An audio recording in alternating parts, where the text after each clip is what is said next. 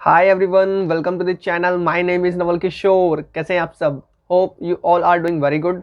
दोस्तों, मैं भी बहुत ही बढ़िया हूं एंड आज की इस वीडियो के अंदर मैं आपके साथ डिस्कस करने आया हूं टैक्सेबिलिटी ऑफ क्रिप्टोज।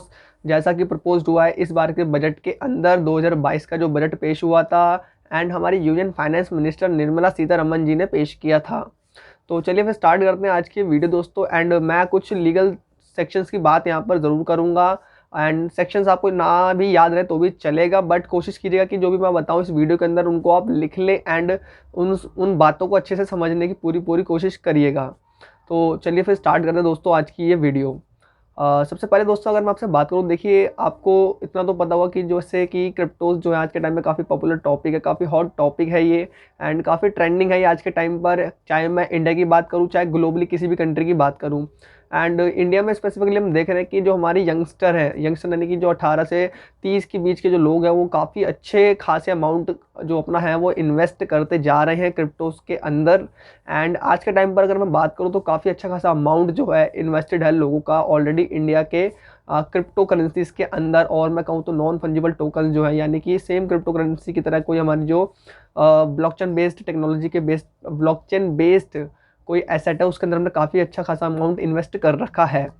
तो इस बात को ध्यान में रखते हुए अगर आपने देखा होगा बजट आने से पहले ऑलरेडी काफ़ी लोगों के माइंड में था कि क्या गवर्नमेंट क्रिप्टोस को बैन कर देगी, आरबीआई क्या क्रिप्टोस को लीगली एक्सेप्ट नहीं करेगा। इस चीज़ को लेकर भी लोगों के मन में काफ़ी कुछ डाउट थे, लेकिन हमारी यूनियन फाइनेंस मिनिस्टर ने इस बार के बजट में अपनी इंटेंशन क्लियर कर दी है, यानी कि अपनी जो गवर्नमेंट ऑफ इंडिया उसकी इंटेंशन बिल्कुल क्लियर कर दी है कि गवर्नमेंट क्रिप्टोस को बैन बिल्कुल नहीं करना चाहती है। इवन वो इस टेक्नोलॉजी को यूज़ करके कुछ और भी मैं कहता हूँ इम्पैक्टफुल चीज़ें करना चाहती है in future and for the benefit of Indian economy as a whole. And इसी का एक आपने देखा होगा कि जो हमारी यूनियन फाइनेंस मिनिस्टर है उन्होंने एक अनाउंसमेंट करी थी कि जो आरबीआई है यानी कि रिजर्व बैंक ऑफ इंडिया वो अप्रैल 1 को, आई गेस इसी ईयर के अप्रैल 1 को एक डिजिटल करेंसी लॉन्च करेगा। तो एक बहुत बड़ी अनाउंसमेंट है ये, जो कि ब्लॉकचेन की टेक्नोलॉजी के ऊपर बेस्ड होगी।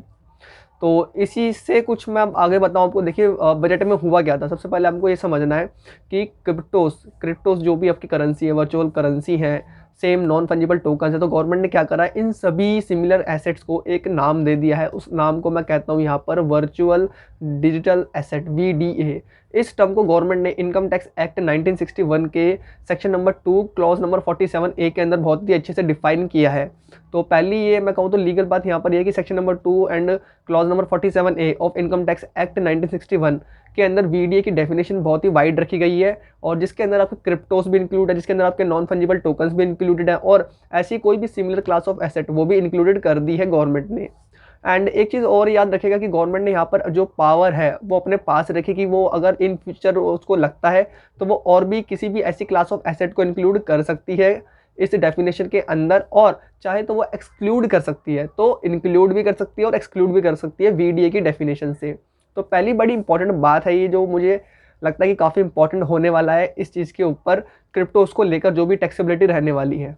तो आई होप ये पहली बात आपको समझ आएगी दोस्तों। एंड यहाँ तक अगर कुछ भी समझ आया तो वीडियो कर दीजिएगा लाइक। चलते हैं आगे। देन देखिए दोस्तों, यहाँ पर सेकंड जो बड़ी इंपॉर्टेंट बात है, गवर्नमेंट ने क्या करा है कि क्रिप्टोस को लेकर जो टैक्सेशन लेकर आई है कि टैक्स किस तरीके से गवर्नमेंट प्रपोज करेगी क्रिप्टोस पे। तो उसमें एक सेक्शन आ रहा था, यहाँ पर गवर्नमेंट ने एक न्यू सेक्शन इंट्रोड्यूस किया है, जिस सेक्शन का नाम है यहाँ पर 115BBH। तो 115BBH न्यूली इंट्रोड्यूस सेक्शन है ये, जो फाइनेंस बिल अब की बार आया था उसके अंदर ये प्रपोज करा है गवर्नमेंट ने।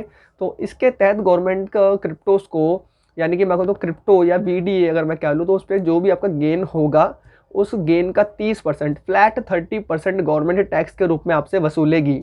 तो बड़ी इंपॉर्टेंट बात ये हो जाती है, आपको ये बात ज़रूर याद रखनी है कि आगे से इन फ्यूचर जैसे ही ये फाइनेंस बिल आपका एक्ट बन जाएगा, तो जिस भी डेट को ये इफेक्टिवली एप्लीकेबल हो जाएंगे तब से, तो जो भी आपके गेन होंगे क्रिप्टोस पे या नॉन फंजिबल टोकन्स पे या वीडीए में अगर कहूँ तो वर्चुअल डिजिटल एसेट, तो इन एसेट पे जो भी आपके गेन होंगे तो गेन अमाउंट का फ्लैट 30% आपसे टैक्स के रूप में वसूला जाएगा। चाहे आप की इनकम कुछ भी हो, आपका उससे कोई भी मैं कहूँ तो कंसर्न नहीं किया जाएगा यहाँ पर, कि आपकी इनकम बिल्कुल मैटर नहीं करती है उस केस के अंदर। तो ये एक तरीके की मैं कहूँ तो आपको स्पेशल इनकम या कैजुअल इनकम जिन्हें हम कहते हैं, जैसे कि लॉटरी, बैटिंग, गैम्बलिंग, उस तरह की इनकम के ही नेचर में क्रिप्टोस की इनकम को भी गवर्नमेंट कंसीडर कर रही है फिलहाल। तो इस इनकम को गवर्नमेंट 30% के रूप में आपसे टैक्स के रूप में वसूलेगी, जो भी आपकी इस क्रिप्टो से इनकम होगी। और साथ ही साथ आपको एक बात ज़रूर याद रखनी है कि क्रिप्टोस के ऊपर अगर कोई लॉस हो रहा है, कोई भी लॉस हो रहा है आपको, तो वो लॉस जो होगा आपका डेड लॉस होगा। अब डेड लॉस क्या होता है? मान लीजिए आप क्रिप्टो दो तरह की करेंसी में अगर इन्वेस्ट कर रहे हैं क्रिप्टोज के अंदर, तो एक में अगर आपको गेन हो रहा है और एक में लॉस हो रहा है, तो आप आपस में इसको सेट ऑफ नहीं कर सकते हैं। एंड इवन आप अपने इस लॉस को, क्रिप्टोज से होने वाले लॉस को, किसी भी और इनकम से सेट ऑफ नहीं कर सकते हैं। एंड वाइस वर्सा, कि आपको क्रिप्टोज में अगर गेन हो रहा है और आप कोई और लॉस को सेट ऑफ करना चाहते हैं, तो वो भी पॉसिबल नहीं है। तो ये एक मैं कहूँ तो लीगल, मैं कहूँ set of and carry forward की जो बातें हैं वो मैंने आपको छोटी सी यहाँ पर समझाने की कोशिश की है कि क्रिप्टोज से होने वाला गेन तो आपका टैक्सेबल है, लेकिन आप लॉस का बेनिफिट नहीं ले सकते हैं। और साथ ही साथ आप इस लॉस को कैरी फॉरवर्ड भी नहीं कर पाएंगे for future years.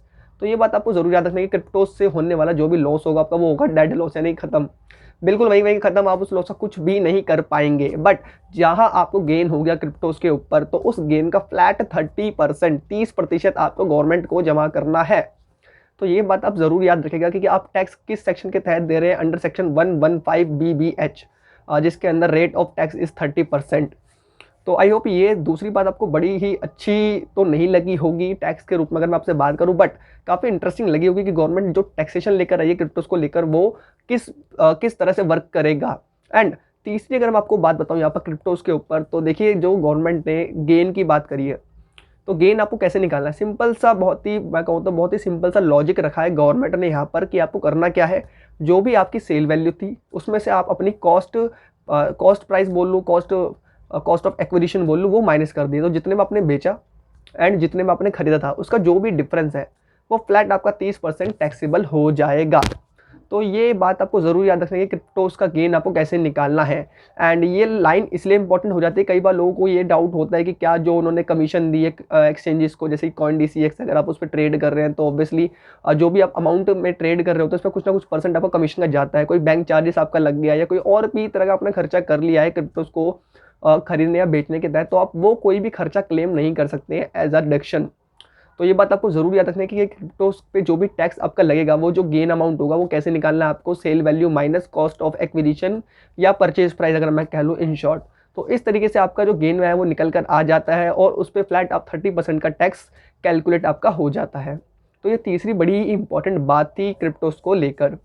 I hope अभी भी वीडियो को समझ आ रही है और अभी तक आप मेरे साथ बने हुए हैं। चलते हैं आगे दोस्तों, इसमें और भी काफ़ी कुछ अभी गवर्नमेंट ने इंट्रोड्यूस किया था बजट के अंदर। देन अगर मैं आपसे चौथी बड़ी इंपॉर्टेंट बात करूं, चौथी क्या खास बात है दोस्तों, यहाँ पर देखिए गवर्नमेंट ने क्रिप्टोस को लेकर TDS के प्रोविजन भी लेकर आई है। तो क्रिप्टोस पे अगर कोई ट्रांजेक्शन हो रही है, तो उस केस में आपको TDS की भी एप्लीकेबिलिटी देखने को मिलेगी। अब TDS होता क्या है, उसके लिए मैंने ऑलरेडी एक वीडियो बना रखी है इसी चैनल पर, तो आप ज़रूर उस वीडियो को पहले देख लीजिएगा। मैं उस वीडियो का लिंक आपको इस वीडियो के डिस्क्रिप्शन बॉक्स के अंदर शेयर कर दूंगा। तो जैसे आप वो वीडियो देख लेंगे, आपको TDS का एक बेसिक कॉन्सेप्ट पता लग जाएगा एंड उसके अकॉर्डिंगली गवर्नमेंट ने यहाँ पर क्रिप्टोस के ऊपर TDS का प्रोविजन एप्लीकेबल कर दिया है। अब TDS का देखिए सेक्शन में आपको बता देता हूँ, जानकारी के लिए ही सही, आपकी नॉलेज बढ़ जाएगी, इससे थोड़ी बहुत नॉलेज इंक्रीज आपको करनी चाहिए टैक्सेशन के मामले में, ऐसा मेरा मानना है। एंड सेक्शन जो है यहाँ पर क्रिप्टोस का, वो है TDS का सेक्शन नंबर 194S। नया सेक्शन है, यहाँ पर गवर्नमेंट इसको इंट्रोड्यूस कर रही है अपने फाइनेंस बिल के अंदर।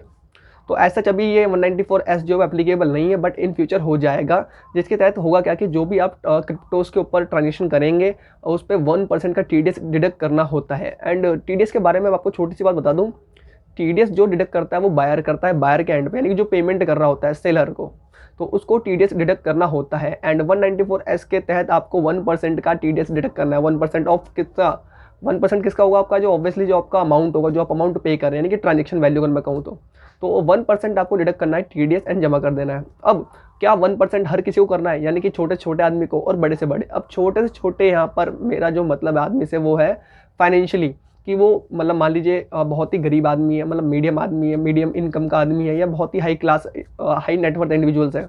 तो यहाँ पर गवर्नमेंट ने एक हल्की सी रिलैक्सेशन मैं कहूँ तो इन टर्म्स ऑफ अमाउंट जो दी है, वो क्या है कि अगर आप ऐसे इंडिविजुअल हैं, यानी कि आप छोटे व्यक्ति हैं जिनकी बिजनेस से कोई ऐसा इनकम नहीं होती है, या फिर मैं कहूँ तो इनकम होती भी है तो 1 करोड़ से कम ही है, तो ऐसे सभी व्यक्तियों को भी TDS काटना है। बट शर्त है कि उनकी जो ट्रांजेक्शन वैल्यू है वो 50,000 से ज़्यादा हो।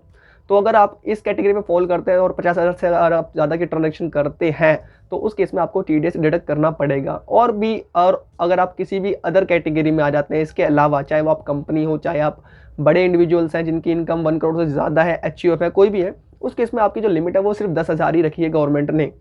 तो ये TDS का बड़ा ही इंपॉर्टेंट पॉइंट हो जाता है यहाँ पर कि TDS कब डिडक्ट होगा यहाँ पर क्रिप्टोज़ की ट्रांजेक्शन के ऊपर। तो ये बड़ी इंटरेस्टिंग बात है कि गवर्नमेंट यहाँ पर क्रिप्टोज़ को हर तरीके से टैक्सेबल करने के मूड में बैठ गई है और हर तरीके से वो इनकम टैक्स एक्ट को यूज़ कर रही है कि यहाँ पर क्रिप्टोज़ की जो टैक्सेबिलिटी है उसको ज़्यादा से ज़्यादा, मैं कहूँ तो कॉम्प्लेक्स भी नहीं कहूँ तो एक तरीके से 360 डिग्री वो कवर करना चाहती है क्रिप्टोज़ की ट्रांजेक्शन को। तो कोई भी ट्रांजेक्शन वो लूज़ नहीं करना चाहती, वो उनकी नज़रों से बचनी नहीं चाहिए, वो इस तरीके से वर्क कर रही है, ऐसा मुझे लगता है। तो आई होप ये मैं कहूँ तो चौथी बात में आपको समझ आई होगी कि यहाँ पर TDS की एप्लीकेबिलिटी भी आ गई है अब से क्रिप्टोज़ के ऊपर। अब एक लास्ट एंड फाइनल बात जो गवर्नमेंट ने, यानी हमारी जो यूनियन फाइनेंस मिनिस्टर उन्होंने बजट के अंदर कही थी कि क्रिप्टोज़ को लेकर जो बात कही थी वो ये थी कि गिफ्ट की अगर बात करें कि क्रिप्टोस आप खरीद रहे हैं और गिफ्ट कर रहे हैं तो उस केस में क्या होगा।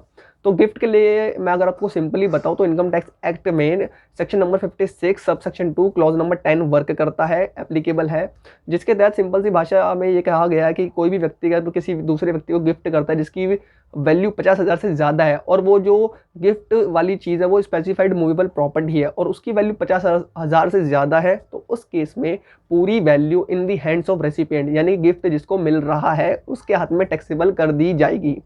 अब स्पेसिफाइड मूवेबल प्रॉपर्टी की जो डेफिनेशन थी वो ऑलरेडी काफ़ी बड़ी थी और हुआ क्या कि गवर्नमेंट ने उसी ही डेफिनेशन के अंदर VDA that is virtual digital asset उसको इंक्लूड कर दिया है। तो इसके तहत आपके क्रिप्टोज पे अगर आप किसी को गिफ्ट करते हैं इन फ्यूचर और उसकी वैल्यू 50,000 से ज़्यादा है तो वो भी आपकी टैक्सेबल हो जाएगी in the hands of the recipient. तो ये बात भी आपको ज़रूर याद रखनी है। तो आई होप ये पूरी वीडियो आपको समझ आई है क्रिप्टोज की टैक्सेबिलिटी को लेकर, एंड ये कुछ 4-5 बातें थी जो गवर्नमेंट ने इंट्रोड्यूस करी है इस बार के बजट में, जिसको देख के साफ क्लियर हो गया कि गवर्नमेंट ऐसा कुछ भी मैं कहूँ तो इंटरेस्टेड नहीं है क्रिप्टोज को बैन करने के अंदर। बट हैविंग सेड दैट हम देख रहे हैं कि जो क्रिप्टोज है काफ़ी वॉलेटाइल एसेट है, रिस्की क्लास ऑफ एसेट है, तो गवर्नमेंट चाहती है कि ज़्यादा से ज़्यादा लोग उसकी तरफ मैं कहूँ अट्रैक्ट ना हो और बिल्कुल मैं कहूँ तो केयरलेसली उसमें इन्वेस्ट ना करें। तो उस चीज़ को रोकने के लिए जस्ट गवर्नमेंट ने यहाँ पर थोड़े से हार्ड प्रोविजन रखे हैं इनकम टैक्स एक्ट के। तो आई होप ये वीडियो आपको अच्छी लगी होगी और आपके जो कोई भी व्यूज़ है इस वीडियो को लेकर मुझे ज़रूर बताइएगा कमेंट बॉक्स के अंदर। एंड क्रिप्टोज़ के ऊपर अगर आप कोई भी ट्रेड कर रहे हैं तो मुझे वो भी ज़रूर बताइएगा कि किस तरीके से आप ट्रेड कर रहे हैं, क्या आपकी इन्वेस्टमेंट वैल्यू अभी किस तरीके से वर्क कर रही है, कितनी इन्फ्लेट हो रही है, डिफ्लेट हो रही है। तो मैं वो भी जानने के लिए बड़ा ही इंटरेस्टेड हूँ। मैं करंटली अभी क्रिप्टोज़ के अंदर इन्वेस्टेड नहीं करता बिल्कुल भी, बट आपके कोई भी विचार हो क्रिप्टोज़ को लेकर आप मुझे ज़रूर बताइएगा एंड इस वीडियो को लेकर भी आप बता सकते हैं। एंड साथ ही साथ इस बार का जो गवर्नमेंट का बजट आया था आप उसके बारे में अगर कुछ कहना चाहते हैं तो वो भी मुझे ज़रूर बताइएगा इस वीडियो में कमेंट बॉक्स के ज़रिए। तो चलिए फिर अब ख़त्म करते हैं आज की ये वीडियो। स्टार्ट तो अगर हो चुकी थी बहुत ही पहले। And thank you very much, आप बने रहे मेरे साथ एंड तक अभी तक and stay connected with this channel. Keep learning, keep growing. Till then, bye bye. See you in the next video.